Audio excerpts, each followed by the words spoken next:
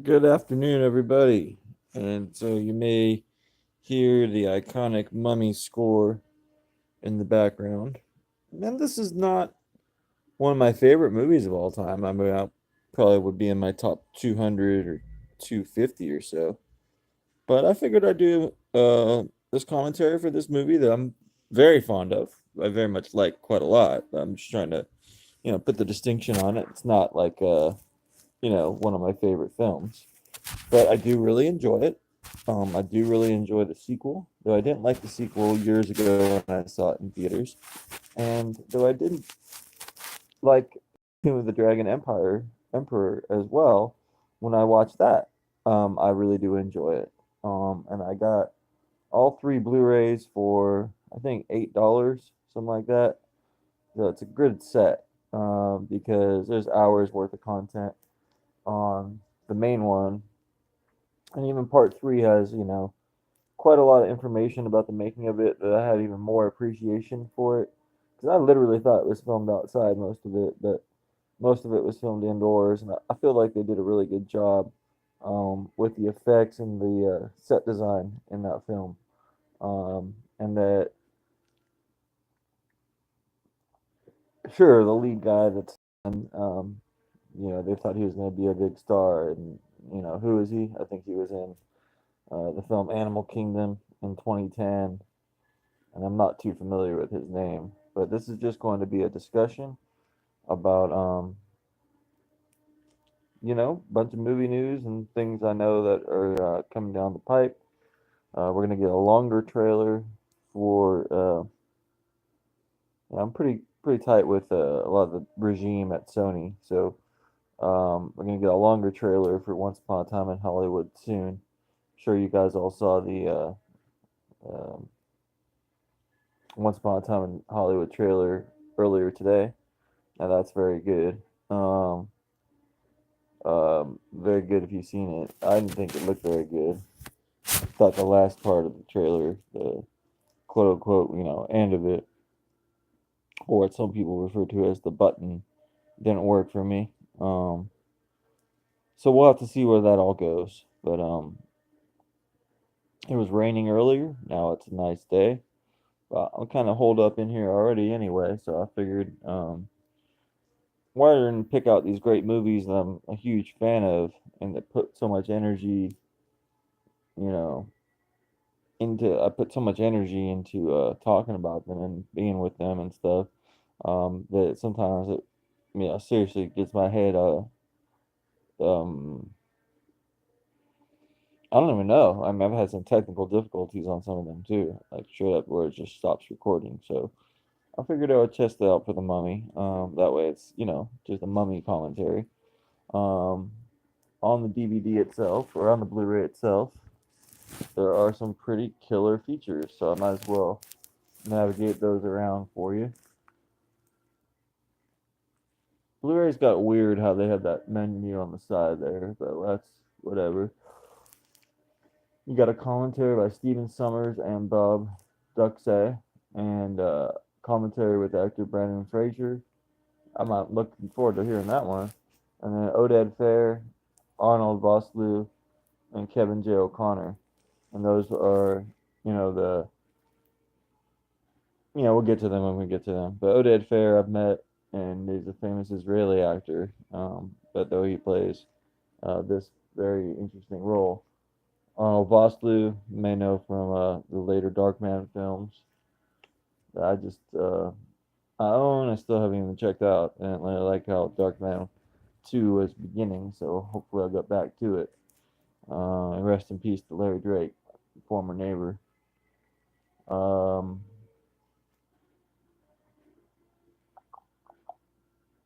yeah, so Stephen Summers obviously made Deep Rising. He'd go on to make Van Helsing and G.I. Joe 1. Uh, these are films I'm probably revisit on the channel. I found $240 outside the movie theater of G.I. Joe, so kind of taints. I mean, it positively identifies that movie more positively than it would have otherwise, right? found $240 in cash on the floor outside of a movie theater, outside of Julie and Julia actually, but I was about to go see G.I. Joe. So I wouldn't have been there unless G.I. Joe was in theaters. So that's pretty cool. Um, and Van Helsing I saw on opening day. Basically, they were having all these. It was the premiere for the movie, but they were having like day screenings at this theater that I knew about. So yeah, I went out there and they were basically just testing out the print. Um, and I mean, I didn't dislike Van Helsing in the theater, in the experience of it. Sure, I disliked parts of it, but I didn't dislike it.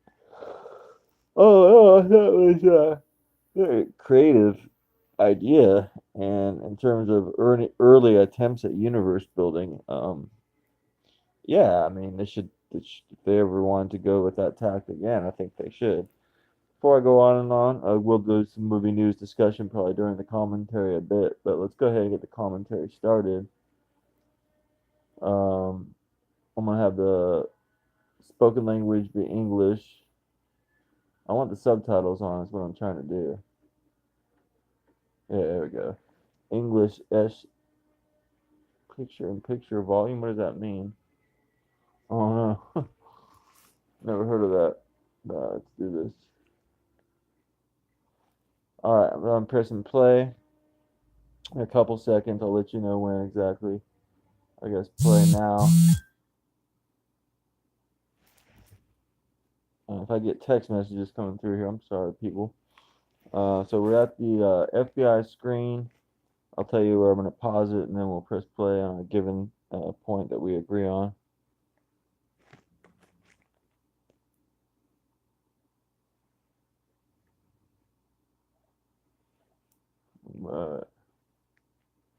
So it says it's PG-13. I always thought it was just PG. That's surprising.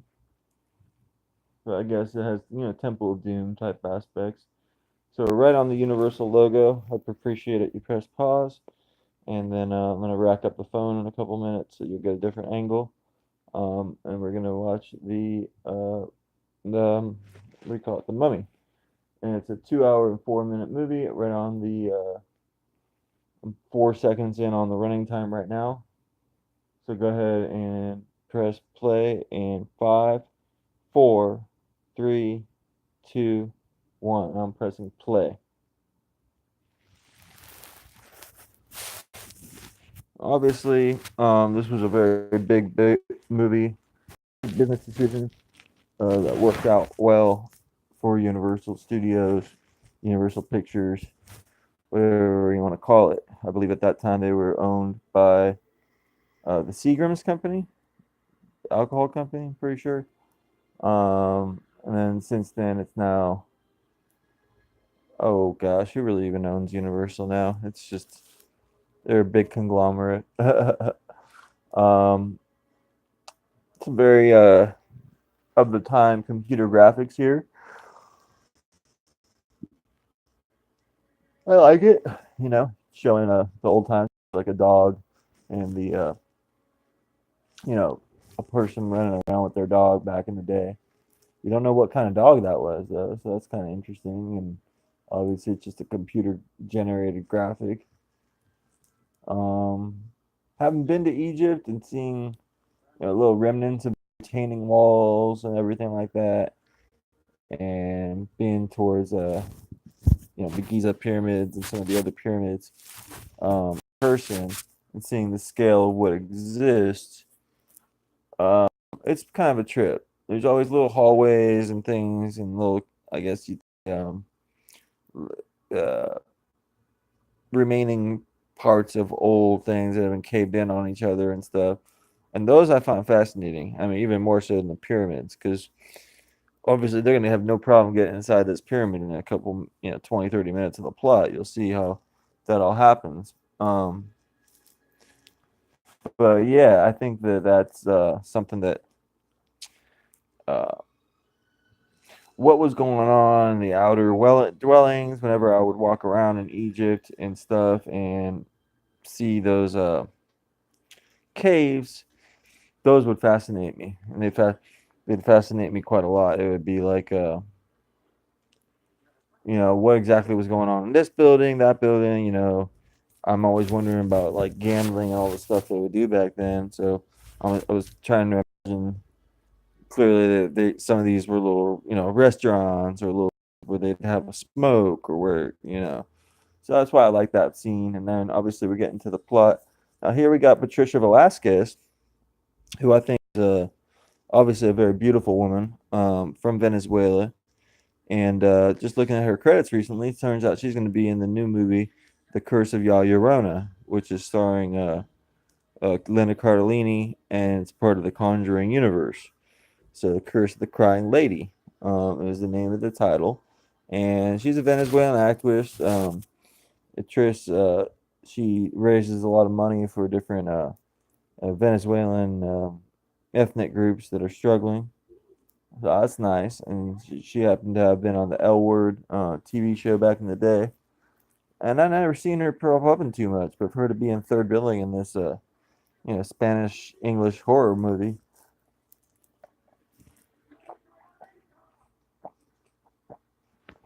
certainly is quite an achievement. I don't remember her speaking English in any other projects. I don't remember her particularly on the L Word. Only seen a little bit of that show, but here she's clearly speaking ancient Egyptian. And I think they did a decent job in reprogramming an old language here.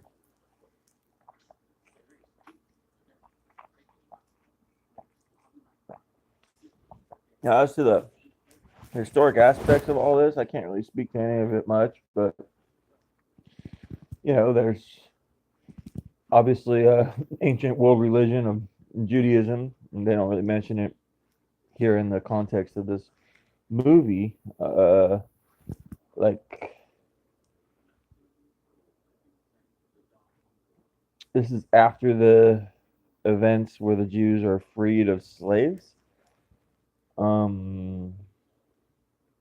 So who exactly are the builders, and what's the class system of who's going on and about here? I don't really, you know, I don't know. I don't know. I wish I knew all the ins and outs of stuff for this movie, but I don't know, man. I think that they take some historical context in this and make a very compelling entertainment, a popcorn entertainment. And now I don't currently have popcorn right here, but it's a popcorn entertainment what this film is. I ate a bunch of food earlier. I eat crazy sometimes. I eat this big meal and I basically have pieces of the meal the rest of the day and then something else later. But like I eat a corned beef hash, man, and I eat a lot of it, and I eat it with a lot of vegetables and heavy bread and stuff. So I'm pretty fixed up on that. I'm gonna have a sweet drink and enjoy myself a little bit and get this commentary done. We got Arnold Vosloo. He's got a very interesting face for acting, and I find this to be very sad. They cut his tongue out clearly. This being a PG-13 movie, they then cut from that cut to him being bound as a mummy. Now, that's the name of the movie, The Mummy. In later movies in the series, they lose the mumminess of it all, but that is literally a mummy getting poured over. And what I love about this opening sequence, now you get some good CGI of those scarabs or whatever those are, just getting up in them. What I like about that is we had some narration. We could take or leave. We could have just had some words on the screen, and it could have just been a silent beginning to the film. Now, I don't know how many people they used to mummy up like that, and I don't know how often mummying up was a form of punishment, because obviously he got out of hand with that one dude's girl or whatever, carrying on an affair with that hot ass Patricia Velasquez. Which, who could blame him? That dude looked like an aged dude. He was like some royal dude in Egypt or whatever. But like, man, you can scoop up on that Patricia Velasquez, and you're like, what, like the top knight or whatever? I don't really know. They don't have like a knight system or whatever. Now you got a bunch of legionnaires. Now legionnaires There's something called Legionnaire's disease because they were all meeting up at a hotel once and they got sick or whatever because of the air ventilation. But what a real Legionnaire is, I really couldn't tell you. But I think that they were part of the British and American Legion, and what they were doing was maybe trying to secure various relics during this time period. I don't know what's up with this scene, but I find it to be just absolutely compelling. Straight up, like, Lawrence of Arabia's got some cool scenes or whatever, and obviously a lot of other epics. But I love these kind of scenes. You got these hatted up dudes, and draped up in black stuff, and their horses all draped up, and I like this kind of stuff quite a lot. And you got the quote unquote Legion look like they're good guys all in white, and see he's there's Kevin J. O'Connor and there's Brendan Fraser. Now Kevin J. O'Connor, he'd be in Deep Rising, just a couple of years beforehand. Let me just plug this in so I don't run out of here.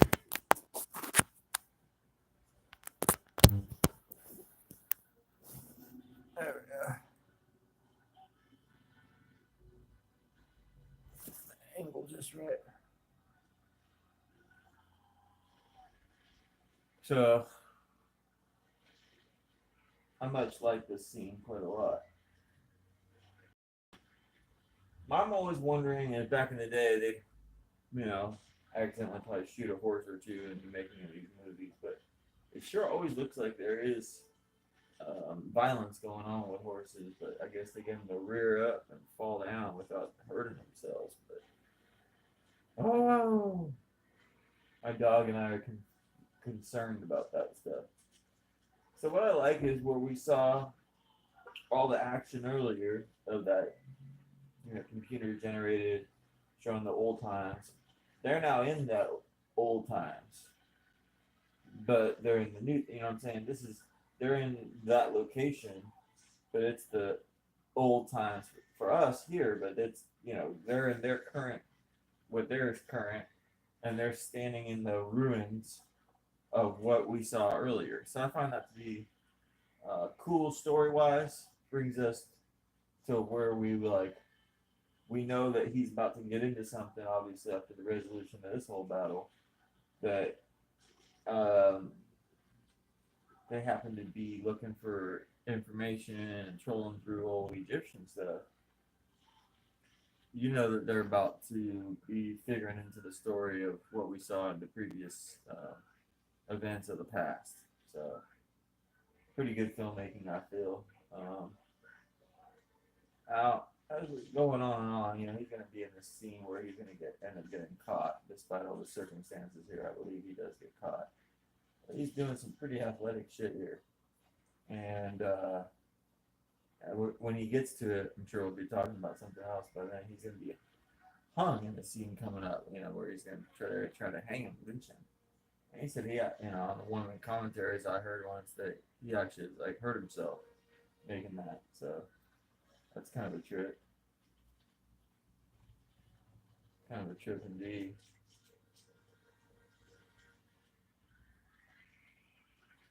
And so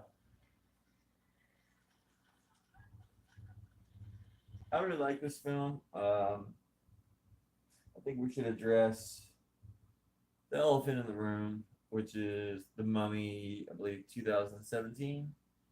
The 2017 movie.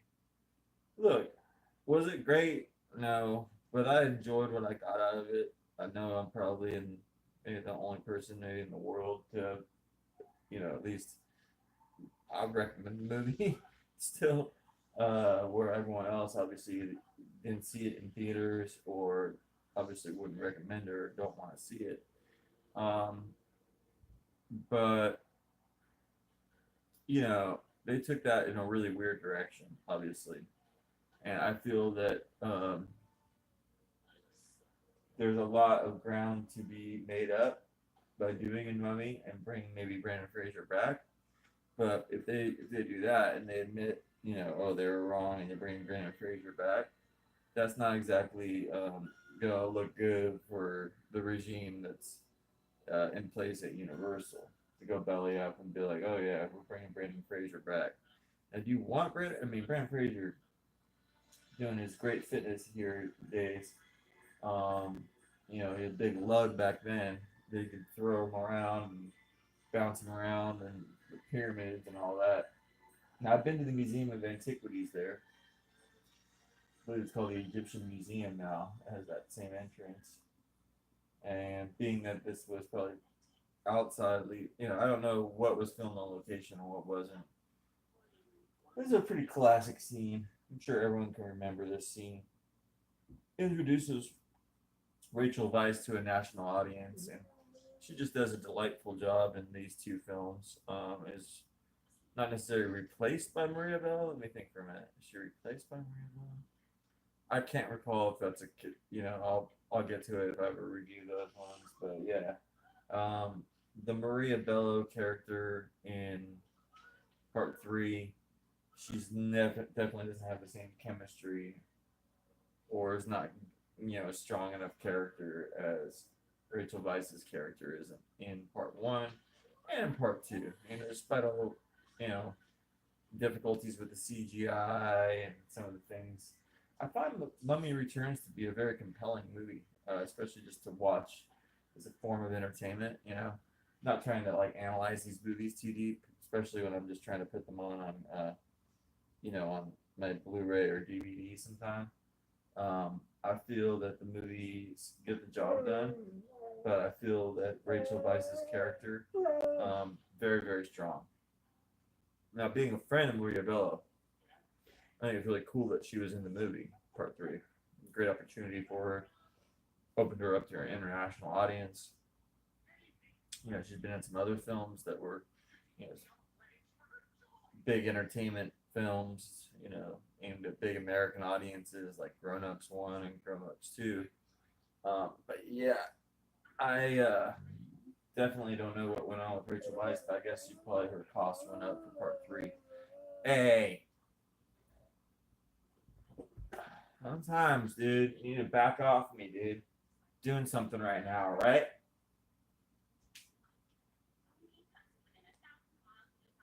I was squeezed up against one part of the couch where the dog was taking up two portions of the couch. And sometimes I need to just get things set up the way that I need them. So this guy, what I like it's almost like a Disney movie at times. You got these silly, over the top characters that Kevin J. O'Connor play, and that dude clearly played, and obviously Brandon Fraser. He's silly and over the top at times, and she with her expertise in Egypt stuff, and yet being a fine British well-bred lady and all that, she's gonna think of him as certainly uncouth, and you basically have a lot of elements of the whole family classic entertainment with this movie going forward here.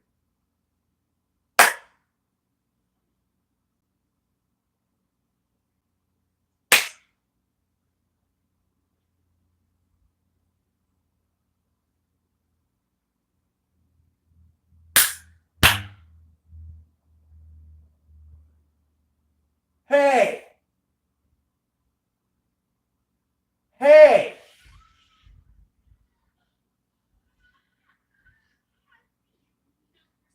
This is her brother, played by John Hannah.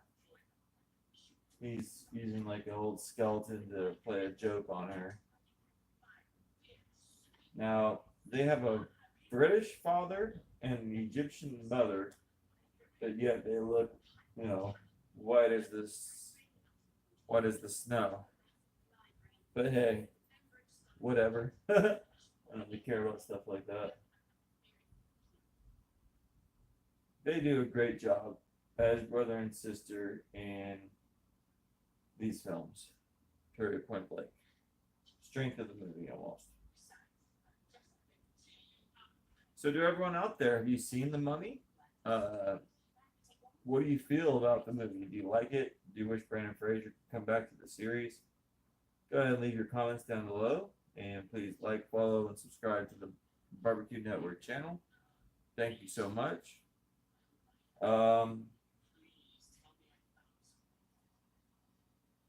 where do you think they should go with these Dark Universe movies? Obviously, they've stopped the whole idea of it being an interconnected thing with Javier Bardem playing one thing and Angelina Jolie being Bride of Frankenstein. Thank God that's not going to happen.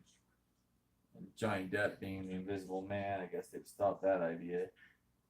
And obviously, The Mummy with Tom Cruise and Russell Crowe being Dr. Jekyll, Mr. Hyde. They've stopped that whole thing, even though Russell Crowe's in the movie being Dr. Jekyll, Mr. Hyde. So surprisingly, the Universal people have kept their job, even though their record-setting year 2015 was so long back now, and they've made so many mistakes regarding the Dark Universe franchise. But what they've done to kind of reset the momentum for that is, I believe they're going forward with a Curse from the Black Lagoon movie, but it's just a rumor. The real things that are announced so far are Lee Wanell going to maybe cast Elizabeth Moss from Us to be as like a new invisible person. I guess the Invisible Man is going to be a woman, or she'll be in the movie. I don't know. One of the two things. So do we like that casting? I'd like to see a real big budget Invisible Man movie. I think they're going on the cheap on one of the things that they shouldn't go on the cheap for. If they wanted to go on the cheap for a Dr. Jekyll and Mr. Hyde movie, I think that would be a little bit better. Just so redact Russell Crowe, make a clean break from this idea, admit the failure of that idea, and then just cast, I don't know, some young actor as Dr. Jekyll and Mr. Hyde. And you don't need a huge budget for that. Invisible Man to be on a cheap budget, I don't think that's a good idea. I think you want to go big or go home on Creature from the Black Lagoon, and you want to go big or go home on The Mummy, and you want to go big or go home on Invisible Man. Bride of Frankenstein, even Frankenstein, I could see you doing that a little bit lower budget.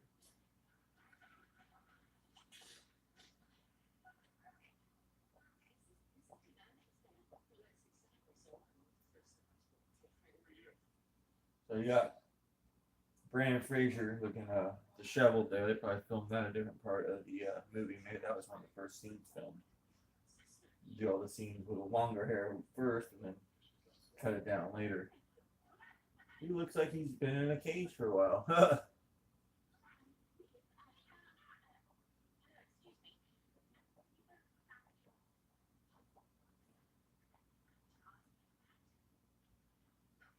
Rachel Weisz.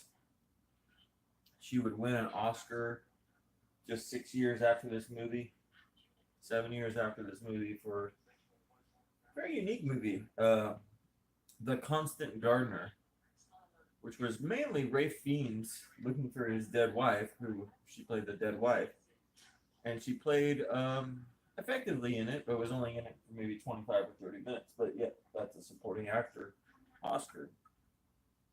Very, very good performance.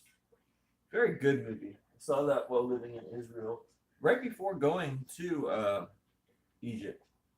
Now, I lived in Egypt for about 2 months, from 2005 to 2006, around December and January of 2005 to 2006.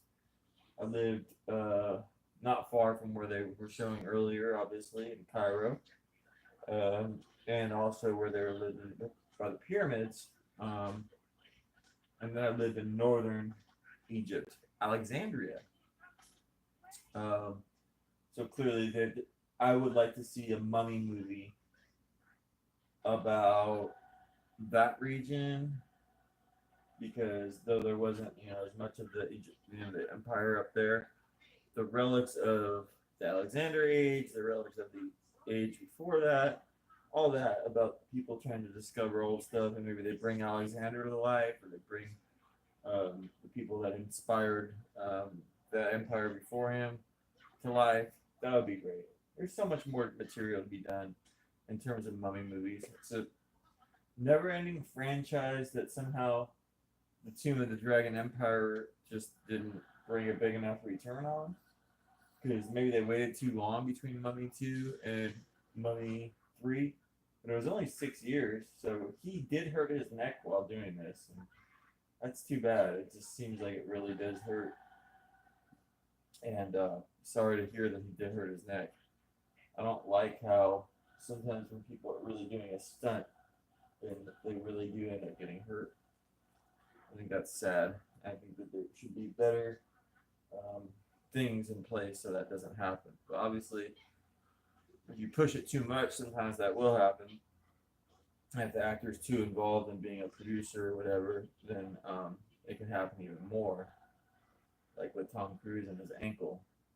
But with Brandon Fraser and his neck on the line there, you would think they would take an even more better precautions. So I hope they at least brought him medical treatment and that he was properly compensated. When he gets cut loose here, I'm sure the pain went away quickly, and obviously with all the fame he got, he'd gladly take probably being dangled from a rope because then he cash grab for the next 6 or 7 movies. I think George of the Jungle had already happened, but then he did Dudley Do Right, which didn't make a lot of money, but I'm sure he cash grabbed on that. And the Looney Tunes back in action, and the next several Mummy movies probably made a pretty penny. I know he's on some Warner Brothers show doing the voice of the character. Warner Brothers animation DC show. I'm not sure the character or anything like that. And I know he was on the Showtime, um, Showtime cable channel TV show called The Affair. And I'm not overly sure if he's still on that show, but he was playing a kind of seedy character on that show. And he looked a lot different nowadays. But I mean, who doesn't? I mean, back here in the day when he's in Encino Man and Mummy and With Honors and all these movies, it's hard to see how 20 years later he won't be doing much. Now he was in a Best Picture winner. Let's never forget that. Sure, a lot of people don't think it's one of the best pictures of all time. I happily, I liked the movie when I saw it though. I do think I did like it. I don't think I hated it. But in later years, I stopped liking it as much because of all the, I guess, accolades that it got, and it won Best Picture over Brokeback Mountain, which Brokeback Mountain is just a better movie in every way almost. But anyway, he plays Sandra Bullock's husband, like a politician of some kind, in Crash, the movie that won Best Picture in 2005. But already in 2005, he had stopped having non-Mummy hits. So, Blast from the Past didn't do well. Some other stuff he was in didn't do well. Obviously, Looney Tunes Back in Action, Dudley Do Right didn't do well. So his Mummy movie obviously hit well, but then Crash was a sleeper hit, but he was never really ever really acknowledged for it because he's like maybe sixth billing, I guess. I think you go Don Cheadle, Brian Phillippe, Sandra Bullock. God, who the hell else is in that movie? It's been a while, but some other people are in it, and then I would say Brandon Fraser in 5th or 6th. So he's in the movie though. So I like these scenes. You get to see what it's like in Egypt. People kicking back, enjoying a little smoke, and enjoying the nargila, taking it easy. I swear to God, you better come on the couch right now.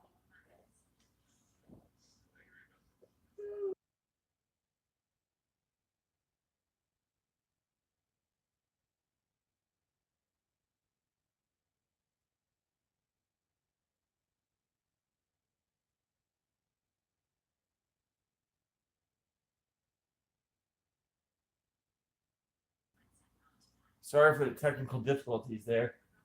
Sometimes I'm just trying to do my own thing, and I got to just like have to run it past everyone. It gets a little bit ridiculous. So she doesn't believe in fairy tales and all this stuff about cursed stuff, but yet she's a scholar of the old, Egyptian stuff. I find that to be a little odd. I find her to be just so cute in this movie. Strange eyebrows, though. I've never really noticed exactly how drawn and on they look, but I guess that's the old time look.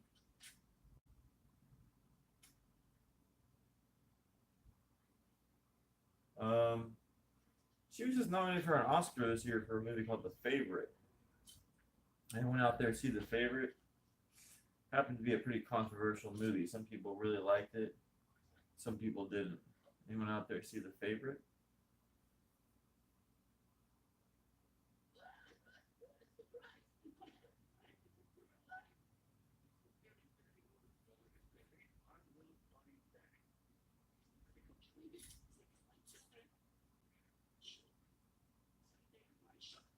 This is the good scene sometimes. I like Kevin J. O'Connor is not Egyptian, but he's playing this Egyptian type character. And just to be honest, there's a lot of these when you're there. Um, Fez wearing tourist type guys trying to draw you into businesses. That's what it kind of evokes of me. But obviously, that's not the how everyone is in Egypt. Most people are just trying to go about their life. But anyone that worked in the cab or the tourism or the antiquity business tends to be a little bit how this portrayal is. So I think you get some aspects of that spot on. But unfortunately, he gets thrown overboard there. I think they're just on the river. It's not like being thrown over at sea. It's still quite dangerous. Should be nice to Benny.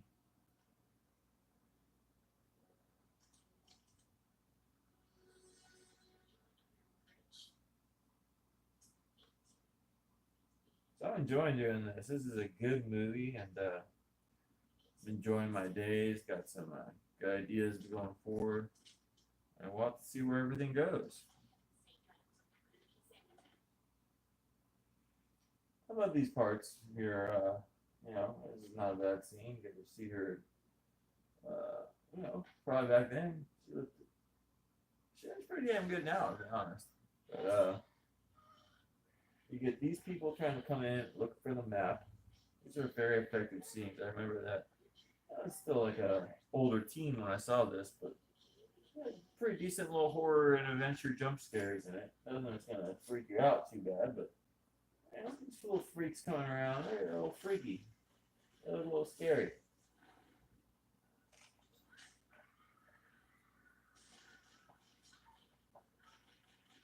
I don't know why Brandon Fraser didn't go the straight up action route. Maybe everyone would always think, oh yeah, I'm expecting him to do some pratfall next or whatever. But should have gone maybe the straight up comedy route, doing like in a Encino Man style movie, maybe in the mid 2000s. But that's when he was making his quote unquote prestige pictures. Because he made another one that was a really good one, Quiet American, with Michael Caine. In fact, he could have been nominated for it. Really good movie. I think I used to own it. I don't know where I don't think I have it no more though. Written by Graham Greene, or I think that's his name. Author of The Third Man, which was the Orson Welles movie. I really enjoy that Quiet American. Is it perfect or nothing? But pretty good. So he almost gets shot there. I like the boat's called the Sudan. Sudan is the next country down below Egypt. When I was there, they killed a bunch of Sudanese people. 140 Sudanese people they killed or whatever because they didn't want them immigrating to Egypt. So they would like burn them houses down wherever they were. So that's kind of sad. I'm not sure how the Sudanese and Egyptian relations were at this point, but I guess it's good enough to call the boat Sudan. So these black-faced or black hooded dudes, they're pretty scary looking. And took a couple good swings at Mr. Frazier and didn't get hurt too bad. But you got this guy, a little scam artist type guy. Brandon Frazier's having to go get help. He jumps off the boat. I don't remember that part. Hey, I'm gonna go get help. Let me jump out the boat. So I guess the safe thing is to do is to jump out the boat. John Hannah about to jump out the boat. Has anyone ever seen John Hannah in a non-mummy movie? I'm trying to remember if I have. I think maybe Four Weddings and a Funeral or something like that. Point out in the comments below where you seen the brother from these Mummy movies and anything else. John Hammond. Thank you. Because I can't think of like offhand if he was even in Four Weddings and a Funeral. Just seems like maybe he was. Maybe.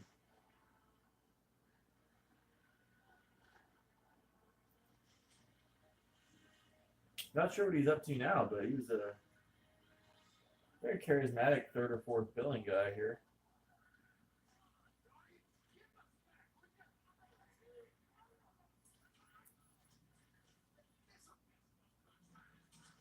Yeah, at this point in time, this is a messed up country. I would say Egypt is a messed up country now. I'm not trying to be mean to it, but this post-colonial or legionnaire time, whatever, everything's kind of up for grabs. Things are kind of messed up, and the relations with Israel through the years, and how those are better, and then this and that. A lot of messed up stuff going over there with the when the Muslim Brotherhood rose to power, was allowed to rise to power by people not really stepping up forward. It's a bunch of interesting stuff, a bunch of interesting dynamics at play, but obviously right here at this point in this cool era is pretty messed up stuff going on. But it's how they're living. Brandon Fraser came out there for his adventure seeking, I'm pretty sure. Dude, that's a trip, man. I do remember being in Egypt from that angle where you're looking up at the citadel. Yeah, it's the citadel there on the hill. The highest defensible point of a city or town.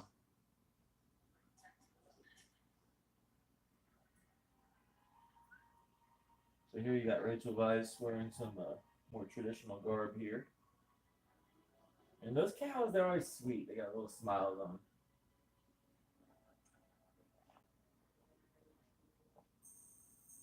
What I like is you can't. Obviously, there's a lot of CGI stuff in this movie, like even some stuff in even that shot. But what's real is the camels. You can't make up a camel. Look how sweet them camels are. Look how they work and they move. You got a lot of real personality to this film, and there's real acting going on in it. That's what I like about it too. I think they're adorable too. I think they're just so adorable. They always got a little bit of a smile to their face. Camels will spit and they'll poop and they'll do this and they'll do that. I've been up on one. It's kind of a bouncy experience. You got to be able to move around with them a little bit because the big humps they got, they bounce around. So looking forward to riding a horse sometime soon. I haven't ridden a horse since I was young, so looking forward to that. Imagine going out on the desert through on the desert on a camel through the desert like this. I mean, I've only gone maybe 20, 30 feet on a camel, so this is definitely quite a journey they're going on. Long camel ride, and they all got different goals, but they're going to end up to get to know each other a little bit more. I really do like that idea of this experience. I'm glad you're there with me to enjoy it here as we watch a great movie about Egypt, The Mummy. Like I said, it ain't no history lesson or nothing. It's just a fun movie. I would like Steven Summers to be brought back. I mean, if you can make a Halloween movie that's a reboot all these years later, just reboot this movie. I don't know. I mean, I guess that's what Tomb of Dragon Emperor was trying to do, reboot Brandon Fraser being the older father figure to that Luke dude or whatever in part three. And I want to be averse to that guy coming back. Maybe he's probably a better actor now. Luke Evans, I think. But anyway, I mean, he didn't do that bad in part three, but obviously not enough people liked it, so then they would make a Mummy 4. I think they should make a Mummy 4. Or, I guess Mummy Tom Cruise 17 was technically the fourth modern Mummy movie. So you have to make a cancel an announcement, say, okay, we're all done with that, and then make a fifth one. Because if you make a fifth one right now, people are going to be like, oh, is that a sequel to the 2017 Tom Cruise one? So you have to clarify a lot of stuff. People just were not ready for that movie, clearly.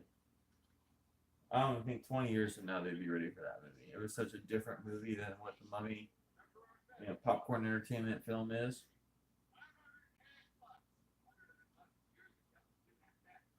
They're gonna offer him $500 back then. That's a grip of cash.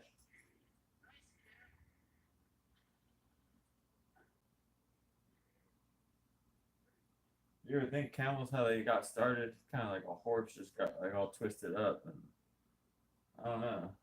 Are camels like the most crazy looking? They're really interesting. I like these ones that have very interesting adaptations to them.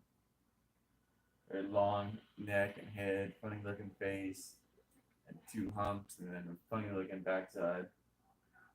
They're funny animals. They're very effective animals. I would think that they're pretty sufficient too. Right? There may be some. I don't know. Are there any wild camels? I don't know.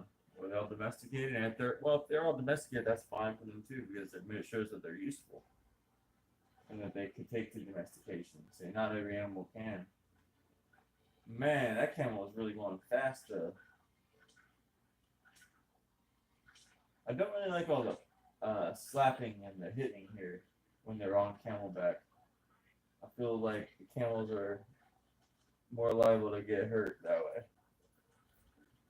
But luckily, I don't think any camels were hurt in the making of this. Now, when they say that, I always wonder, it's like they weren't hurt or they weren't hurt bad. Like, I think they were kind of hurt. Like, that didn't look like that uncomfortable for the camel to have the guy thrown off of them and then the other camel to trot over them. Sure, it kind of bruised their legs a little bit or their backside. A little bit. I don't know. Evie and Brandon Fraser character get free. Everyone else will catch up later. Enjoy the majesty of these moments.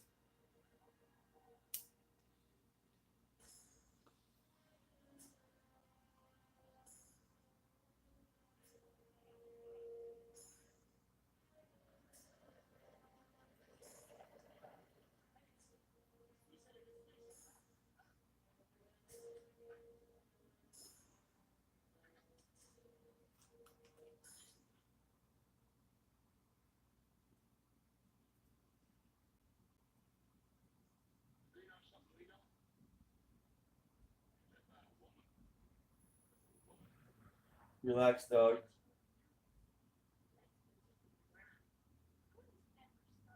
Relax, dog. Don't rack up on me right now. I'm busy, dude.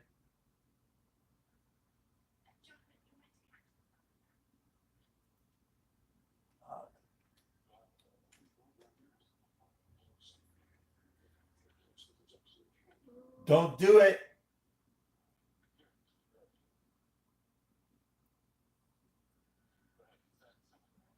Stop it. Figure out some way to stop doing that, dude. I'm doing a commentary and I got a dog that keeps popping up on me, dude. Go lie down somewhere and leave me alone. I'll let you know when I'm ready to do something else. I don't know, man. Maybe you want to watch The Mummy and not be making a whole racket during it. I don't know. Maybe you've seen the movie before. I don't know, girly girl. But you're tripping. Pardon me. I'm enjoying my commentary here.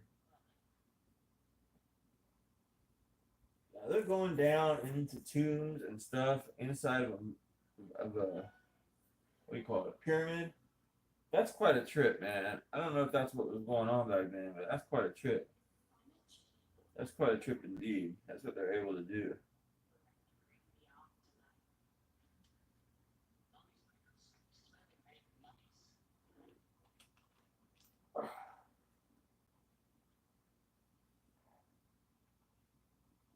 So I don't know, people out there. What direction do you want to see Brandon Fraser's career go next? Would you like to see him do more voice acting, as he's doing for this Warner Brothers DC animated show? Or would you like to see him come back to this level? Maybe not with The Mummy, but with like a Deep Rising type movie. You know, because that kind of. What was I want to do? Treat Williams, he's probably around the same age as Brandon Fraser was then. And he did good in that kind of past your prime action movie like Deep Rising. I know that he met his wife. Brandon Fraser met his wife. Um,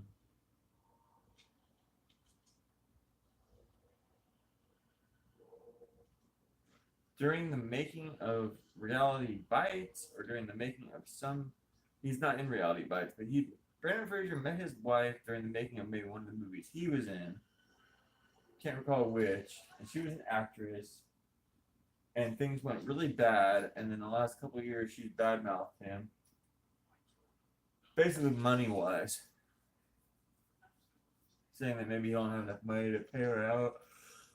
I just have thought that that is not really really not a nice thing for her to do. But I don't know all the ins and outs of it of all. But anyone out there like the movie Blast from the Past with Brandon Fraser? That's one of the ones that I never really. I don't know. I liked back in the day, but then I had gotten the DVD as a gift once, and the more I've watched it through the years, the more I really do enjoy that movie. I have all these DVDs here now, nowadays though, so it's like I have to organize where it's at, and if I'd like, hey, I'd like to watch that sometime. I can just put it on, ideally. But once I figure out a system with these DVDs, that'd be easier. But yeah, if I do want to watch it later, I can just search for it and find it. I do like that movie.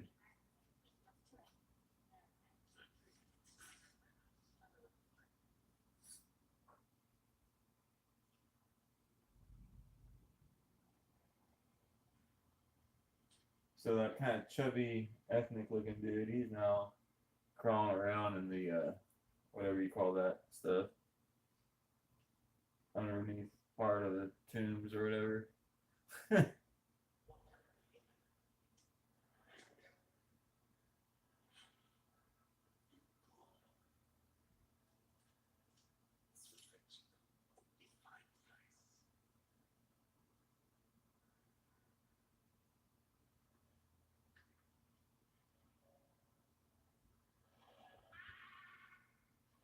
Huh. He makes this funny noise like ah la la. That guy kind of looks like F. Murray Abraham or a relative of F. Murray Abraham.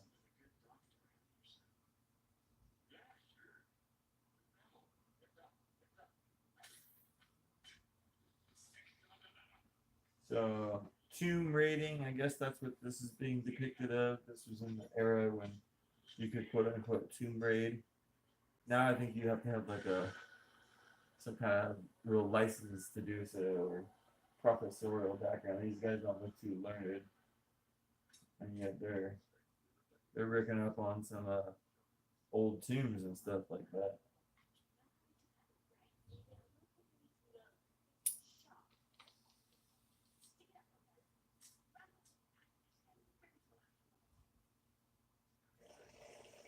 Always gotten a kick out of this John Hanna character. He's you know playing golf. Yeah, obviously there are circumstances here. He's golfing around like a little bubba.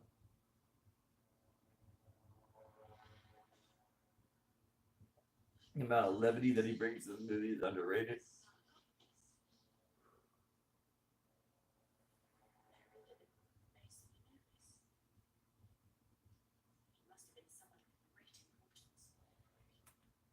So it's a sarcophagus buried at the base of Anubis. Probably one of them dudes from the beginning of the movie.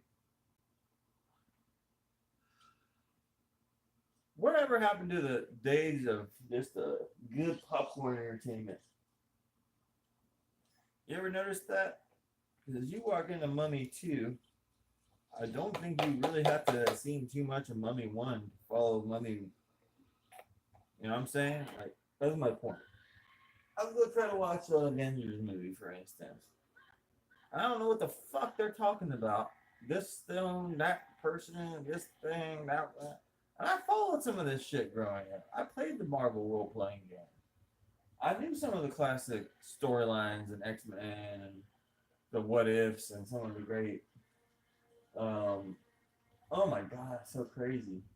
So people kind of knock computer graphics of that era, but I like the goofiness of that. That looked pretty crazy. It's just like.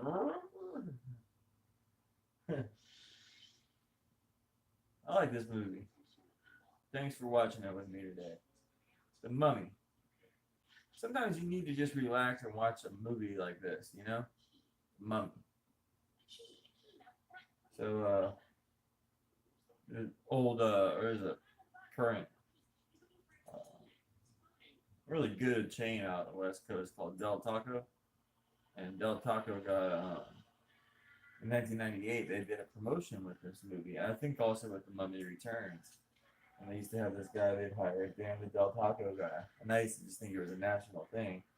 Out here, they don't know what Del Taco is. But anyway, Dan from Del Taco, um, he was one of the dudes from Revenge of the Nerds, and he was just this really, like, effective ad sales guy. That's what his character was in all the ads. It's kind of ironic. He's like, "Hey, Dan from Del Taco here," and they don't have Brandon Fraser on the commercials, but they'd show clips from the Mummy and all that, or just refer to the Mummy. I always remember that. I always remember Del Taco and the Mummy.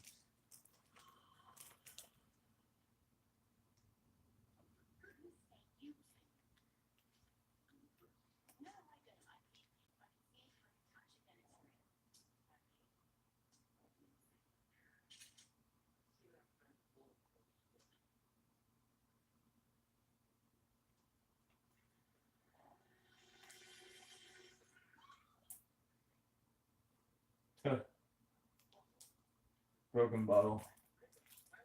A broken bottle of scotch. He's still gonna try to drink it, right? Yeah. Just don't cut yourself. You still got some of that gooey goodness in it. Scotch is dank.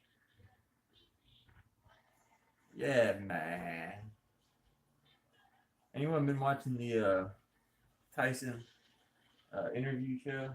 I find that to be great. I hope that Brandon Fraser could find his way onto that show. See Brandon Fraser's journey through Hollywood through Mike Tyson. He generally has some pretty hardcore people on that show, such as Rashad Evans, and Tito Ortiz, and the like. But we'd love to see what Brandon Fraser's story was. We can talk about how he was hanging from the rope, some of the more dramatic stuff he's done in his movies, and Encino Man, or it's chasing around, black hooded people on horses, like in these scenes. I mean, these are some pretty cool scenes, man.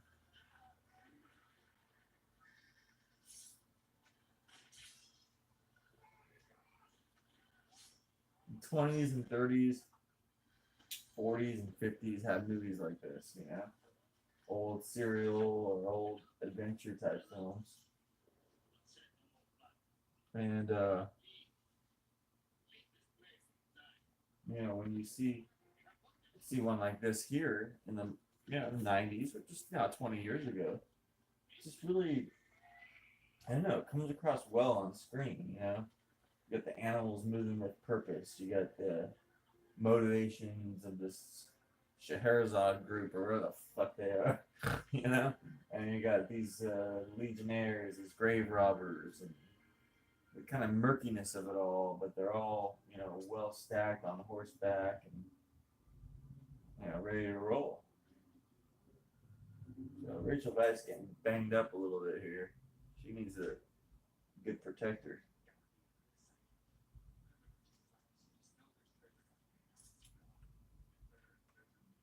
My first experience with boxed wine, having a Pinot Grigio Colombard, and enjoy it. Pretty good. Light.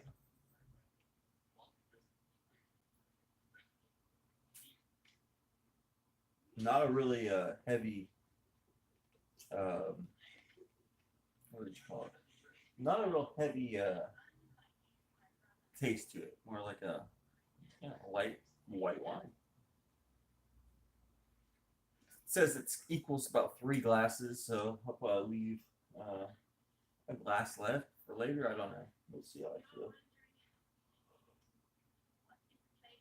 Definitely wine's the way to go. I love wine. Winos ain't never got to worry about nothing except run out of wine.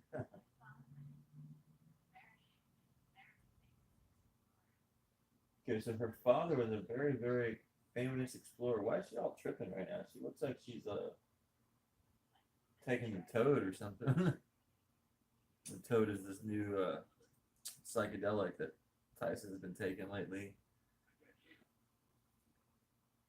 Trip. For real, for real. So she hit her head and she's woozy.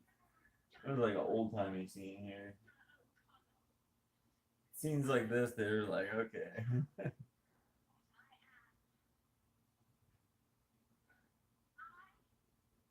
I mean, Egyptian or British. She's a librarian. That's so nice. My mother is a librarian. Very, very proud and dignified work. But she's a little bit more than a librarian. She's also a amateur Egyptologist. That seems also one looking for to prove something.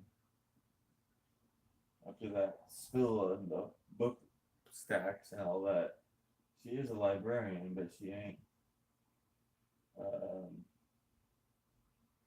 so was that all fantasy? Huh? I don't remember that part being fantasy. She is a librarian, but she's not only gonna do that. She wants to be out in the field too. Is my point. I don't remember Fraser, the Brandon Fraser character Rick having that fantasy before or hallucination, I guess. Uh, it's part of the movie that I always thought was real when they were talking there, but maybe I always made a mistake, I guess. So you got that guy looking like Indiana Jones to the right there. That's kind of weird.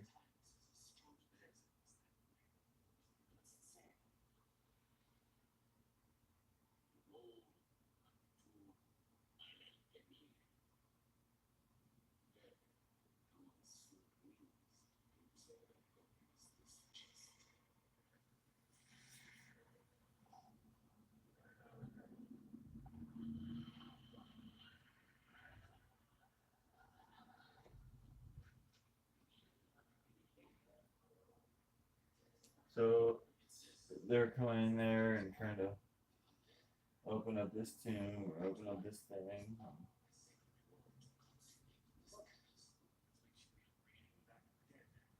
Oh, well, you probably gonna bring someone back from the dead.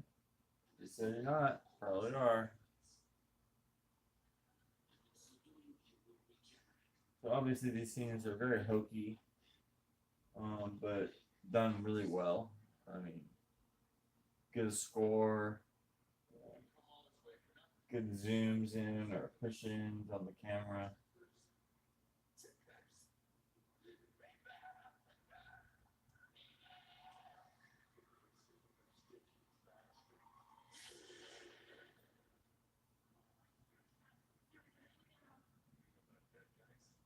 Huh.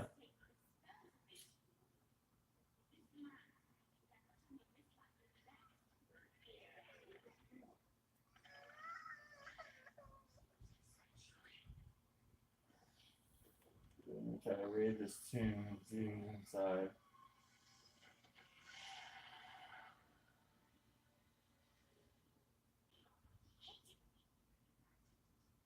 Huh. Basically, just looks like a skeleton.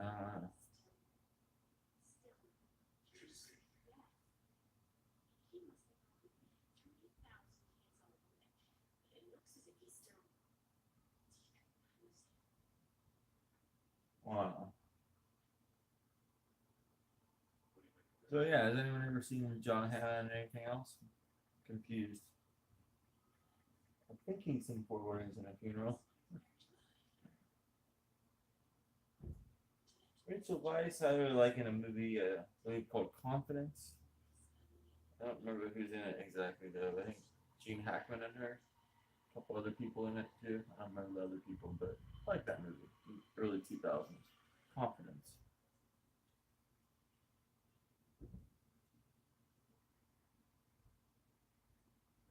Or is it Dustin Hoffman in that? I think it's Dustin Hoffman. Sorry.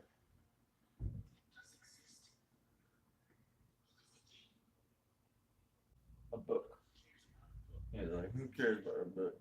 These guys are treasure hunters. They don't want to find a book of the dead. Anyone like those fezzes? Fez, is that the way to say it? I saw quite a lot of people wearing a fez still when I was in Egypt. I thought it was I thought I was living, I thought they were joking around, but it's still a fashionable thing for them to be wearing out there.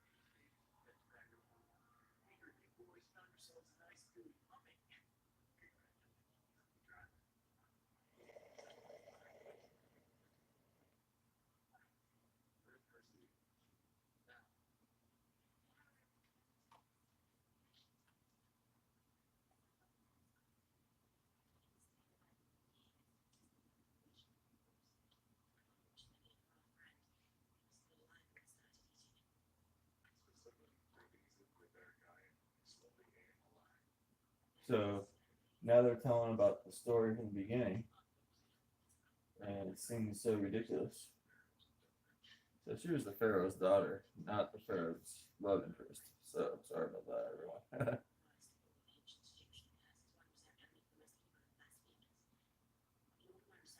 Blasphemers. Never heard of it quietly phrased like what? Someone of blasphemy, a blasphemer. What's up, blasphemer? 10 plagues of Egypt. Yeah, that's what I'm talking about. When you're walking around in Egypt in them old areas, the trip here is like, oh, here's a half column here, here's a half column here, here's a portico here, here's a little place that sunbathe here, They were living life back then, man.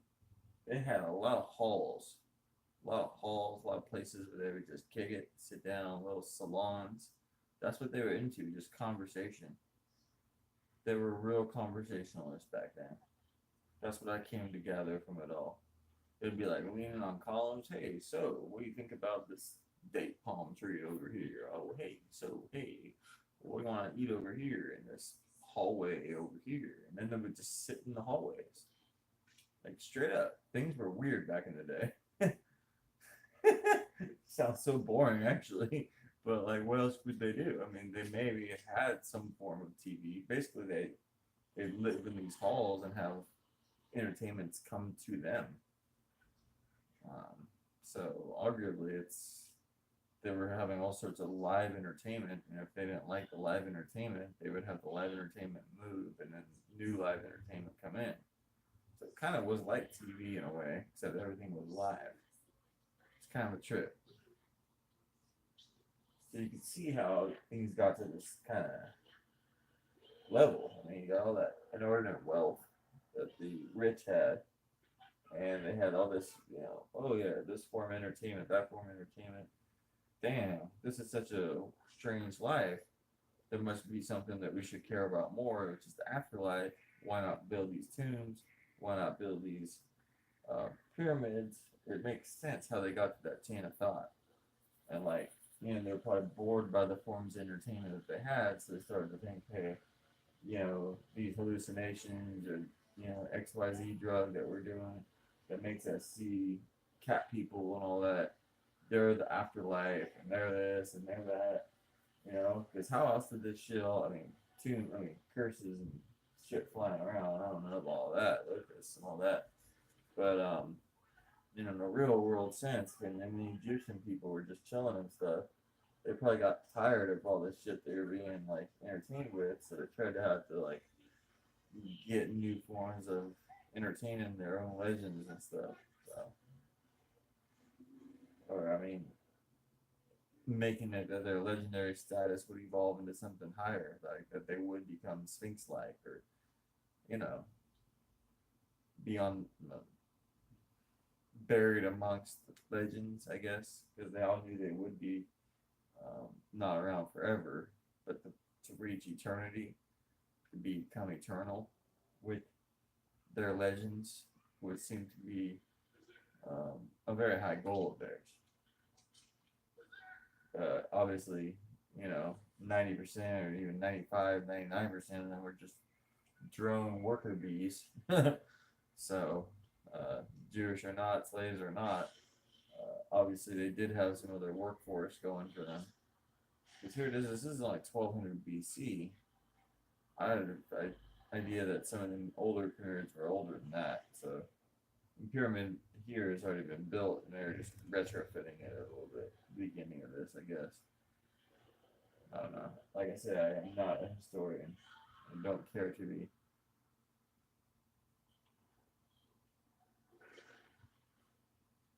So these are like the lasting images of the movie. Was them scouring around in a cave, all those CGI little things running after them. That's kind of cool, but more of the lasting images is just of them kind of being scared as they run and stammer through a dark cave.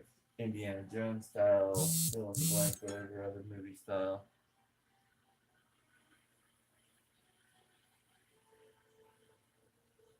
That's the text coming in. Sorry about that. That's basically the lasting images of the movie, and that what everyone or what I always remember about the movie. That's what happens with movies. You know, you get 6, 7 images or sequences that you replay in your head constantly, and that becomes what the movie is. I mean, I pretty much think that that's how anyone would say they think of movies in terms of a lot of the sequences. They end up losing some of the nuance of how things actually happen in film and stuff. But a film is amazing. Obviously, it's a hypnotic experience. They're showing the eyes of people constantly for pretty darn good reason. They're trying to hypnotize us into believing the reality of it because it's all in the eyes. And even a creature like this here, computer generated creature, I believe they're using Arnold Vosloo as a mold for him. But even that one, as hokey as he looks, or whatever he looks, even he's got some hypnotic or real quality to him, I guess you would say. Hypnotique. And he's looking for his old bride, I guess. And he thinks it's Rachel Weisz. Sadly mistaken, they look much different. But hey, you know, comes out of a tomb, he's ready to grow. He's like, want to knock him? What's up, ho? What you been? Let's go do some knocking. Oh, so that's really sad. So a man was just consumed by them um, bugs. So you better watch out when them bugs come up on you.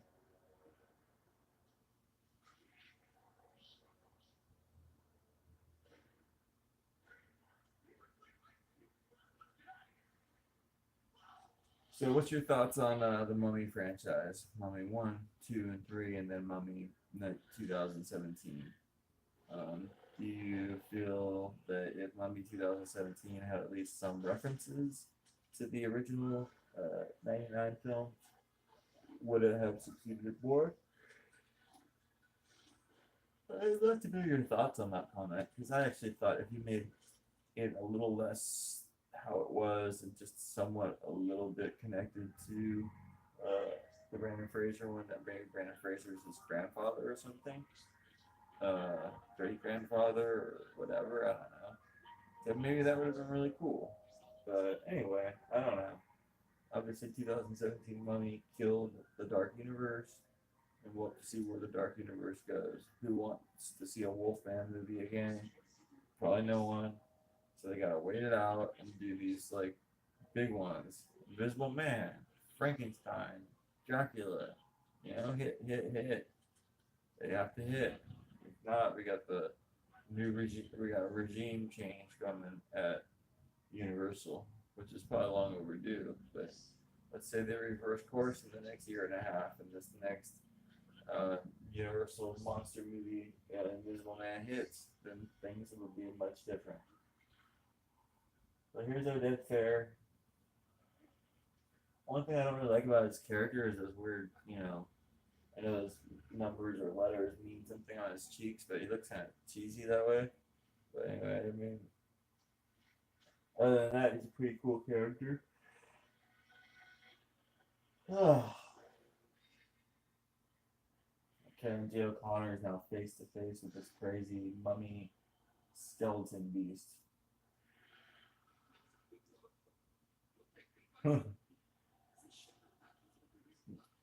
Holds up a crucifix. I didn't know what his background was, so they're trying to parody him as being like a Coptic Christian of the era. That's interesting. And he's chanting in Arabic now, of course, which you would do if you're Christian Arab.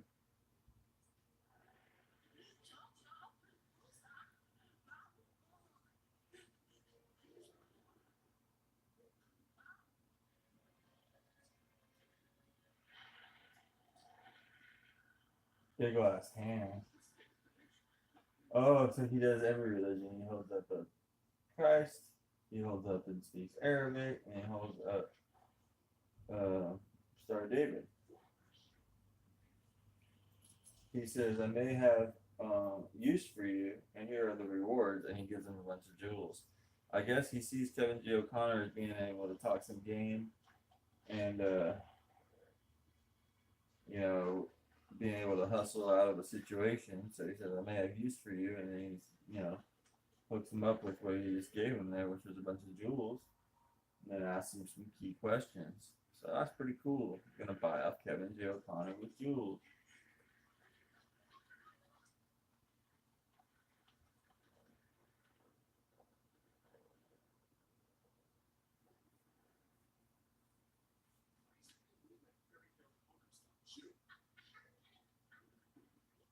Oh, what a cute cat. White cat. Big white cat. I might have a big white cat.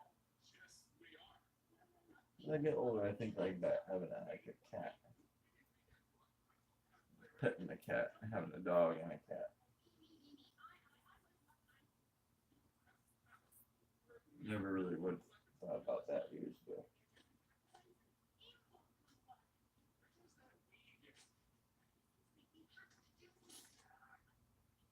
She shut the briefcase on his hands. That must have hurt.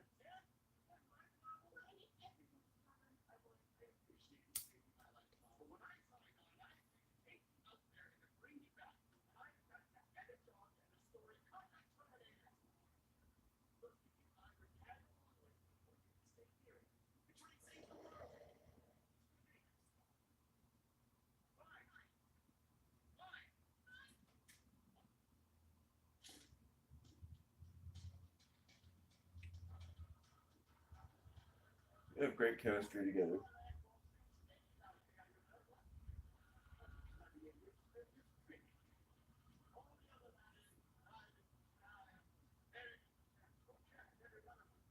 Huh. Everyone does good in this movie. Oh, that's Winston Churchill. Take my dog on a quick walk right now. And as you guys enjoy the movie, just enjoy the commentary without me for a couple minutes, and I'll be back. You might hear her getting very loud for a minute, and then so sorry if it distracts you guys from the commentary, but we'll continue in a minute. We're gonna go on a quick walk and come back and watch the rest of this movie. That's indeed what we're gonna do.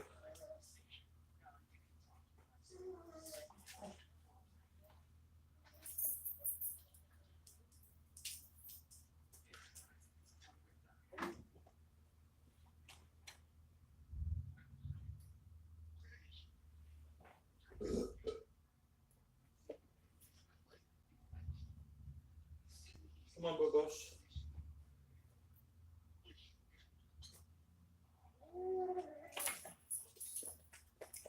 Come on, Baba.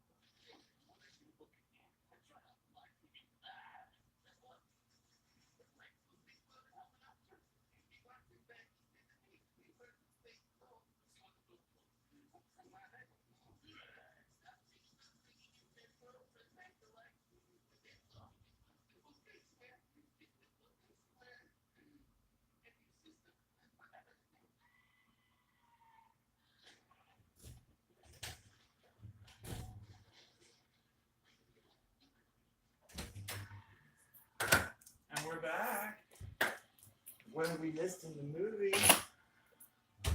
Curly Doggy, have you seen the movie before? Come up on the couch and watch the end of the movie. We're back. We had a nice walk. And now the mummy is really rearing its ugly head. And things are really getting kind of exciting in the movie. So, as we get set up here, going to continue with the broadcast, of course.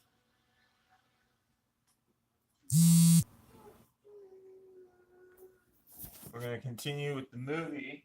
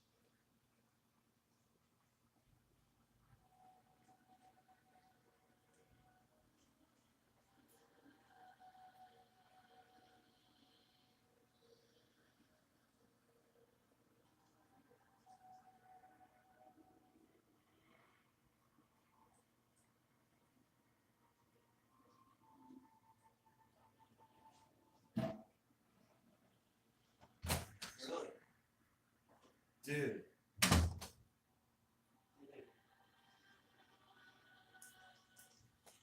So this part, it becomes kind of a great horror and fantasy, science fiction movie. It really spans all genres.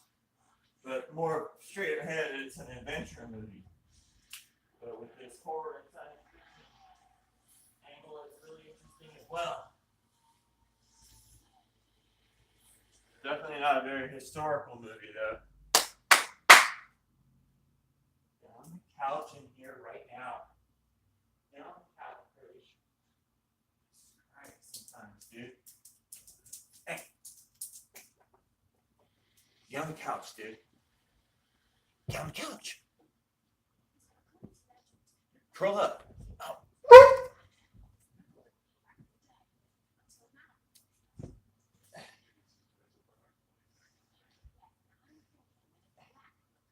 Shift over.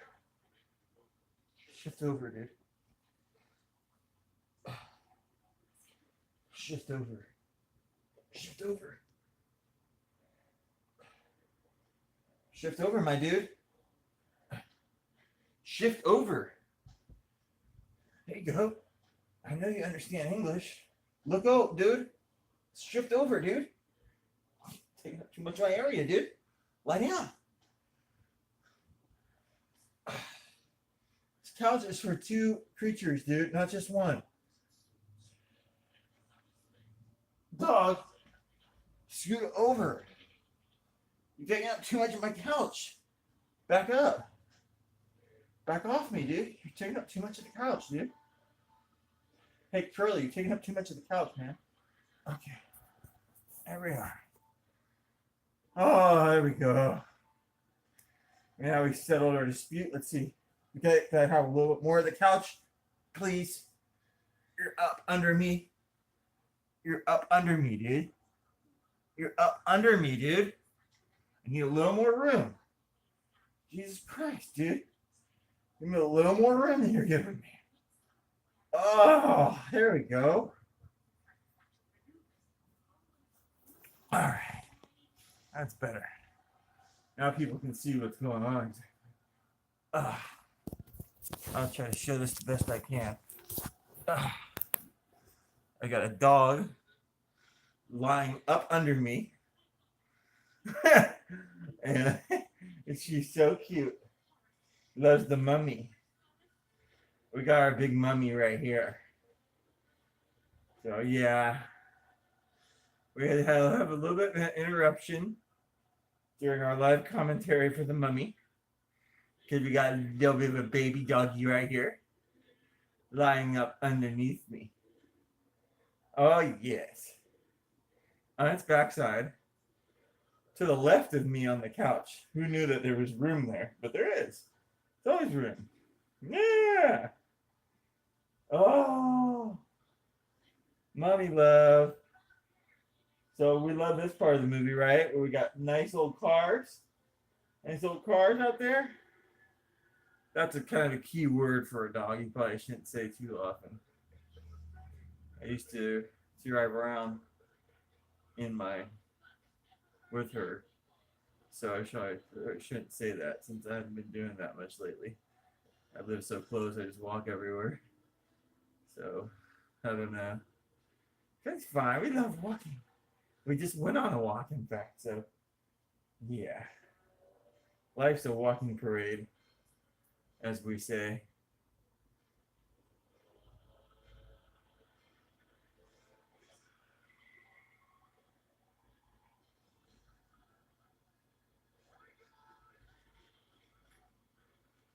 Oh my god. So this is the part where they're driving through the caravan, and this must have hurt a lot of people. I mean, everyone's jumping on the car. It doesn't not hurt to jump on the car. And you gotta hang on. Really good stunt work here. This is a practical ballroom brawl type scene as a car is moving through an Egyptian open outdoor market, chouk, bazaar, whatever you want to call it. Something that clearly don't happen too much in an Avengers movie or any other of these ones. I mean, maybe they happen with good stunts and other context, but a good practical driving through traffic, people jumping on board, Temple of Doom style scene don't happen all that often. Oh yeah, this is a good dog right here. This dog was recruited to be trained by the same trainer as who had trained the dog that was on Frasier and some of the dogs from Beethoven. I could still look into this dog for being trained, but she took to the training so well. Oh, she took to the training so well. She knows acting. She knows how to perform. Oh, she sure does. She's so sweet. She knows how to perform. And she loves the performances in this movie, don't you, girlie? I wish I could show your eyes. Yeah. You love it. It's all in the eyes. But with you, it's all in the nose. Look at your big nose and mouth. It's so cute. You little smile. You look like a little camel. You're a little camel girl, huh? Here's my little camel. You got a big humpy? Your puppy. Oh, yeah, you baby. Ooh. Ooh. There we go. We got a wiggler. Oh, we got a wiggler. Egyptian mummy wiggler. You're like one of them creatures in the movie. You're such a wiggler. You're like a wiggle waggle. A wiggle waggle. So we've seen a lot of creatures in this movie. Which is your favorites, guys? And as the franchise continued, we'd see a lot more creatures. What creatures do you think were a little bit too far over the edge, and what creatures were right up your alley? Go ahead and let me know down in the comments below.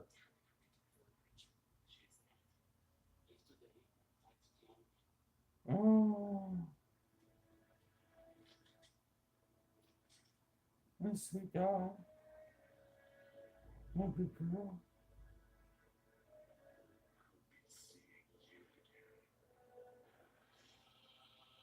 I'm gonna have a little bit of my Captain Marvel drink here.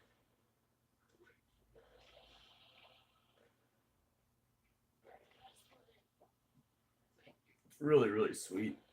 They were out of regular icy, which is really sweet anyway. But this is Fanta blended blue raspberry and strawberry lemonade. I don't dislike it though. More dank than Kool Aid. Not exactly a ringing endorsement with that, but more dank than Kool Aid. Very sweet. I like to typically, as you know, drink cranberry cherry, which I'll probably purchase this evening.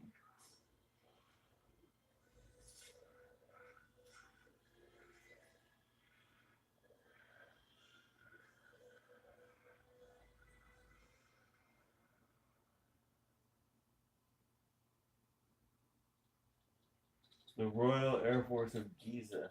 So I like that scene, how it ended. Now you got this cool looking car with all these goats and a really cool looking airplane.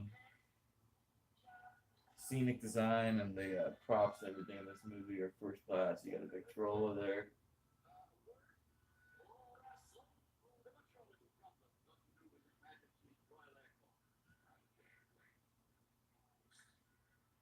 So, does everyone like this movie? Does anyone have a problem with the Mummy franchise?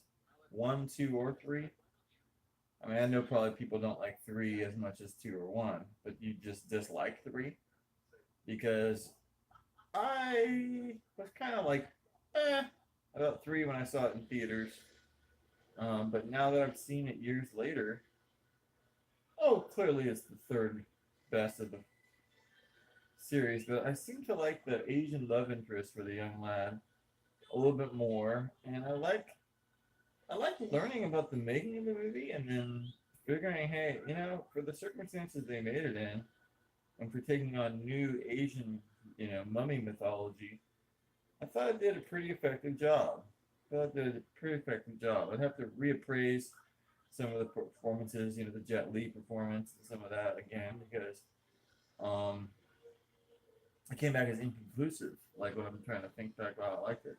Part of my mind thinks that I liked it quite a lot, but part of my mind can't remember. So I think I'm gonna watch back Tomb of Dragon Emperor again, and I'll try to watch back Mummy 2 because I kind of wanted to do a review of every one of The Rock's movies. I've only seen maybe 20 or 30% of his movies.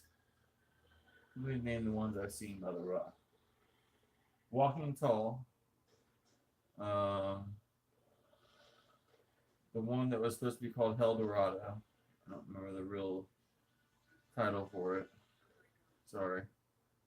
It had Christopher Walken as the villain. So it has a different title. I know that title. I don't know that title. It was originally filmed as Hell Dorado, which is more memorable title than whatever it got named as. I've seen The Witch Mountain. Yeah, that's one of his worst ones. I've seen Be Cool. I've seen San Andreas. I haven't seen Rampage. Could make a 4-hour video about why I haven't yet. I'll leave it at that. I don't think I've seen him in any of the Fast movies yet, but I'll probably see the spin-off.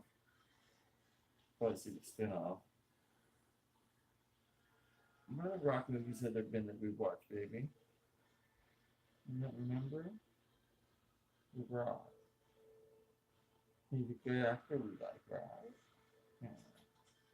I don't remember. But we liked